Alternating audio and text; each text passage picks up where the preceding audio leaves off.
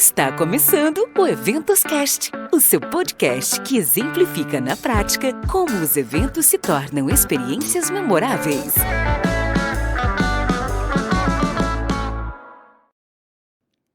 Olá, apaixonados por eventos! Sejam muito bem-vindos ao Eventos Cast, um espaço para conectar, transformar e gerar valor através dos eventos. Eu sou Marcele Souza, publicitária especializada em eventos, sou founder da MS Eventos, uma consultoria de eventos presenciais e online. E por aqui você encontrará assuntos relevantes sobre eventos, além de dicas para te ajudar a criar experiências memoráveis. E o nosso assunto de hoje será metaverso, a nova era dos eventos corporativos. E para essa conversa eu convidei Ney Neto, ele que é músico, produtor de eventos incríveis, mentor de startup na área de Eventec, é empreendedor na área de blockchain, expert em tecnologias para eventos, foi responsável pelo programa de inovação da MCI Brasil, é presidente do capítulo brasileiro da MPI e atuou como diretor de inovação do Campus Party. Atualmente está à frente de diversos projetos relacionados a NFTs, metaversos e Web3. Seja muito bem-vindo, Ney, e obrigada por aceitar o meu convite. Obrigado, o prazer é meu estar aqui com vocês, falando sobre essa novidade que é o metaverso. Obrigado pelo convite. E a gente vai iniciar nossa conversa, né, justamente falando sobre o metaverso, né? Essa semana eu ouvi uma discussão sobre metaverso fake. Por isso eu te pergunto, afinal, o que é esse tal de metaverso? E plataformas como Sandbox e Decentraland podem ser consideradas protótipos do metaverso? Bom, vamos lá, eu vou começar falando o que é e depois eu falo o que não é, né? Já que você mencionou aí a história dos metaversos fake. Então, o que é um metaverso? É um ambiente na internet onde pessoas se encontram, né? Então, está sendo muito associado agora à tecnologia imersiva, ou seja, mais fácil no imaginário das pessoas é imaginar um site tridimensional onde você anda, imerge o seu avatar, né, o seu personagem ali e encontra pessoas. Esse é o conceito mais popular de metaverso. Existem diversos metaversos que não são 3D, né, não são tridimensionais imersivos, são metaversos 2D. Por causa do anúncio do Meta, do Facebook, ficou mais forte ainda no imaginário das pessoas que o metaverso ele tem que ser tridimensional imersivo, como é o caso do Decentraland que você mencionou. Mas nem sempre é, tá bom? Mas o conceito de metaverso é esse, é um lugar para as pessoas, né, reais se encontrarem no mundo digital. Agora, falando do Sandbox e do Decentraland que você perguntou, ambos já são metaversos consolidados, tá? Não são protótipos de metaverso, não. Eles já são metaversos com uma grande comunidade embarcada, né, que a gente chama, já tem bastante gente frequentando esses metaversos. Agora as marcas estão cada vez mais descobrindo como utilizar esse metaverso como ponte de conexão entre os seus públicos, né? E o ar de protótipo que tem é porque ainda não é maravilhosa a experiência 3D desses dois metaversos, né? Então você vê que é bem low poly, pouco recurso gráfico, né? Não dá para comparar a experiência do The Sandbox com o que você tem jogando um videogame no seu PlayStation 5, por exemplo, né? Em termos de gráficos e etc.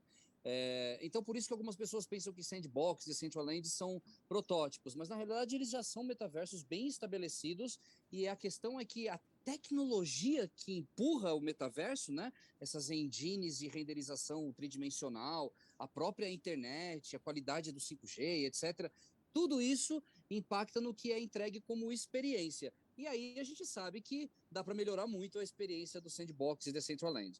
Agora, sobre metaversos fake que você falou, o que está acontecendo é um pouco de hype, né? Como o assunto metaverso está muito hypado, tem muita gente querendo ter o seu próprio metaverso. E aí, principalmente uma corporação, né, uma empresa, B2B, no caso, quando quer fazer uma ação dentro do metaverso, o que está virando um pouco de confusão? pessoal acha que fazer um site tridimensional é construir um metaverso, mas aí falta a comunidade, falta uma série de coisas que são inerentes ao metaverso que um site 3D não entrega. Então, metaverso não é somente um site 3D, é um lugar para as pessoas se conectarem, se encontrarem. Acho que essa seria a minha primeira fala aí para sua pergunta. Deu para entender?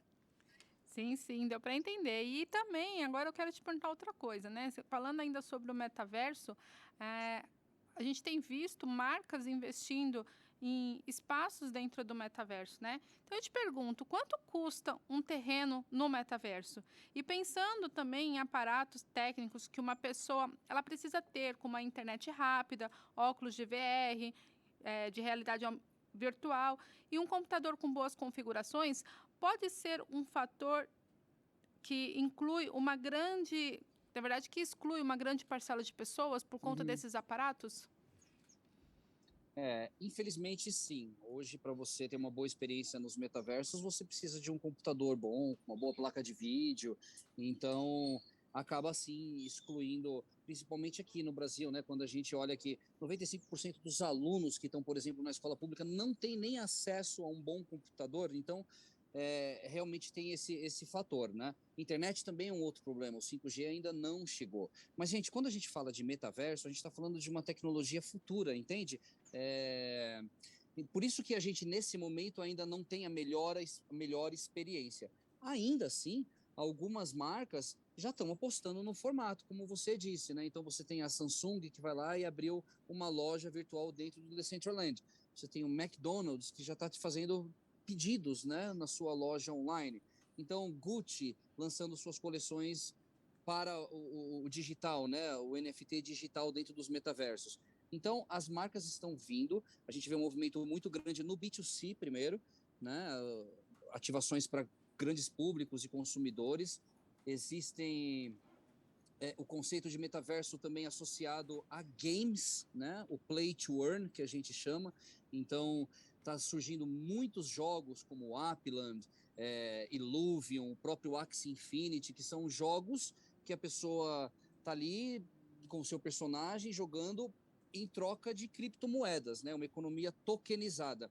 Então, é muito difícil falar de metaverso somente na perspectiva corporativa, do B2B, porque faltam alguns elementos que completam a experiência do metaverso quando a gente está falando da experiência original, que tem a ver com blockchain, tem a ver com organizações descentralizadas e tem a ver com economias tokenizadas. Então, tem essa cara de especulação, né? Algumas pessoas ainda não entenderam direito, né? Principalmente no B2B, mas já tem soluções para corporativo, treinamento, eventos que são inspiradas no conceito de metaverso. E agora eu quero pegar um gancho aí Oh, na. Sim. você me perguntou do The Sandbox, né, por exemplo, né, quanto custa um terreno no metaverso? Tem vários metaversos, né? Então, Decentraland tem um preço, o Sandbox tem outro, o Upland tem outro, mas o Sandbox, por exemplo, que é um bem popular, o floor price, que a gente chama, ou seja, o preço na régua do preço para venda, a última vez que eu vi estava 2,8 Ethereums, que seria alguma coisa próxima de $7.200. Então, seria $7.200 para uma marca hoje ter um pequeno terreno dentro do Sandbox. Lembrando que o Sandbox vai pegar muito mais o público geração Z, né, porque é um jogo. Certo. E aí eu vou pegar um gancho aí nessa sua fala sobre os games, né? Segundo o Felipe Roseledi, criador do game do mundo virtual Second Life, o processo de aceitação ele é parcial por parte do público. Uhum. Isso foi o que ele disse numa reportagem. Você acredita que esse tipo de tecnologia é viável para as empresas investirem em seus eventos corporativos? E quais os critérios as marcas devem levar em consideração para não ser Uhum. aí um tiro no pé? Nossa, é uma pergunta bem ambígua, assim, deixa eu ver o melhor jeito de colocar. Primeiro que vai ter a ver com aquilo que a gente estava falando, né? Você me perguntou sobre a exclusão por conta da necessidade de um hardware.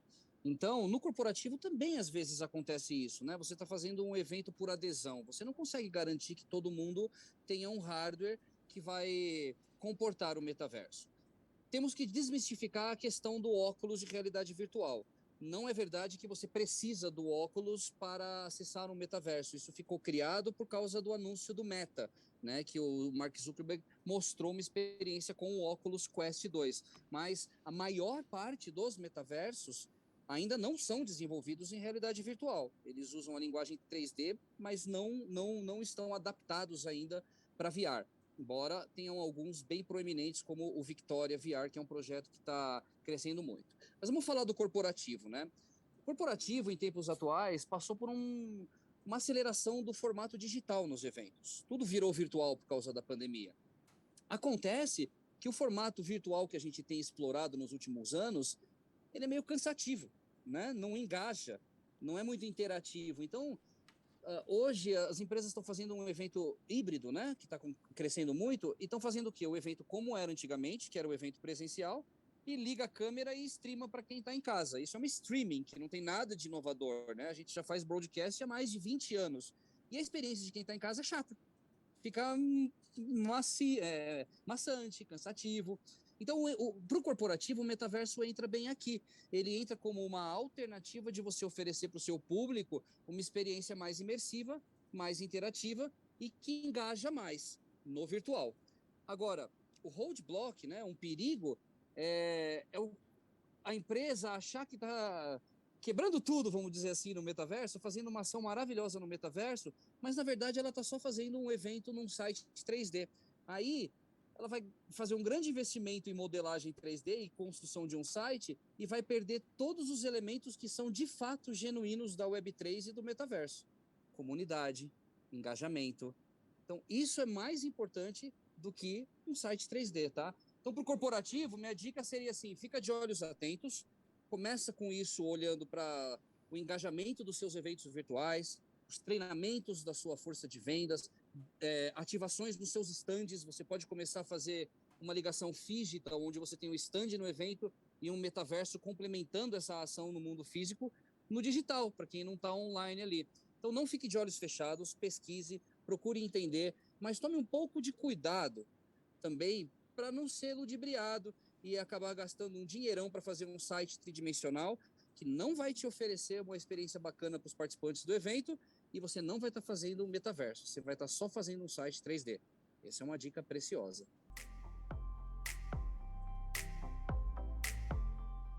Com certeza, né? Você falou um ponto muito importante. As marcas, elas precisam ficar de olho no metaverso, mas elas também precisam ficar atentas às experiências que elas querem gerar para os seus participantes, para o seu público. E é preciso, então, que ela tenha atenção em cada um desses detalhes para, de fato, fazer a diferença naquilo que ela está se propondo, né? Bom, Ney, foi ótimo ter você aqui conosco. Estamos chegando aí para os momentos finais do nosso episódio, mas antes eu gostaria que você deixasse aqui suas considerações e também suas redes de contato para quem nos assiste e nos escuta.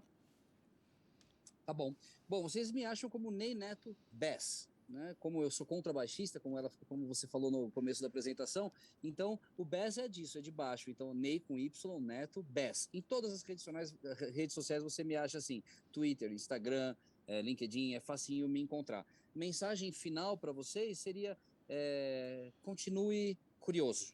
Fique curioso com essa história toda. Ainda estamos falando de uma tecnologia early adopter, né? Então, blockchain, metaverso, é uma coisa para 2, 3 anos de alcançar a curva do que a gente chama de adoção massiva, né? Mas não dá para ficar de fora, porque se você ficar de fora disso agora, não souber o que é o NFT hoje, é como se em 1995 você estivesse ficando fora do movimento das redes sociais, tá? Então, fique curioso, fique atento e pesquise bastante. Do your own research. Obrigado pelo espaço aí e tudo de bom para vocês que estão ouvindo esse podcast.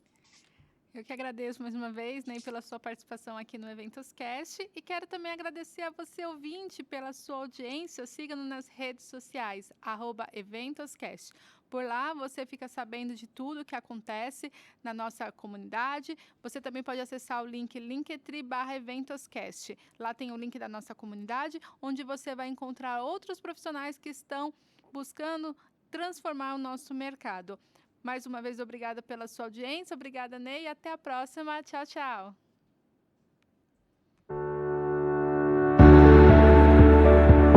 Essa temporada foi produzida pela R1 Soluções Audiovisuais.